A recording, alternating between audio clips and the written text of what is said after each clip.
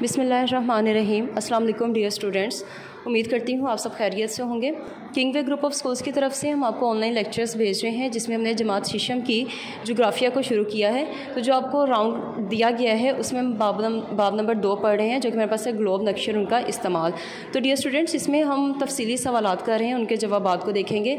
तो देखते हैं हमारा आज का सवाल, वो हमारे पास है सिमतों के नाम तहरीर करें और शुमाल की इकसाम पर हमने नोट तहरीर करना है। जैसे नक्शे बनाने के लिए हमें सिमतों की ज़रूरत पड़ती है।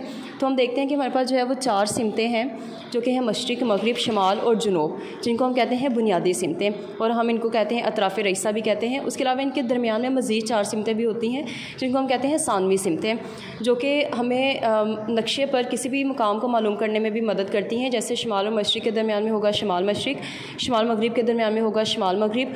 उसी तरह से ये हमारी मदद करती हैं। जैसे अभी तस्वीर में देख सकते हैं ईस्ट, वेस्ट, नॉर्थ, साउथ, और यहाँ पे आप जो सानवी सिमतें हैं उनको भी देख सकते हैं, नॉर्थ और ईस्ट के दरमियान में नॉर्थ ईस्ट। उसी तरह से बाकी तो शमाल की इकसाम जो हैं वो हमारे पास 2 इकसाम हैं। पहली हमारे पास है जोग्राफियाई शमाल और नेक्स्ट हमारे पास है मकनातीसी शमाल। तो जोग्राफियाई शमाल जो है ये ज़मीन पर फ़िक्स होता है कि ज़मीन जो है वो अपने एक्सिस के गिर्द जब हरकत करती है, हम जानते हैं कि ज़मीन हर टाइम हरकत में रहती है, तो उसको हम कहते हैं जोग्राफियाई शमाल। मकनातीसी शमाल जो है ये ज़मीन की मकनातीसी खासियत की वजह से पाया जाता है।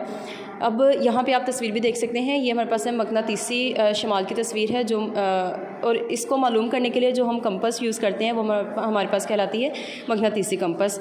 तो ये आपका आज का काम था, आपने इसको जो है वो अच्छे से याद करना है, स्कूल कॉपी पर लिखना है। Stay home, stay safe.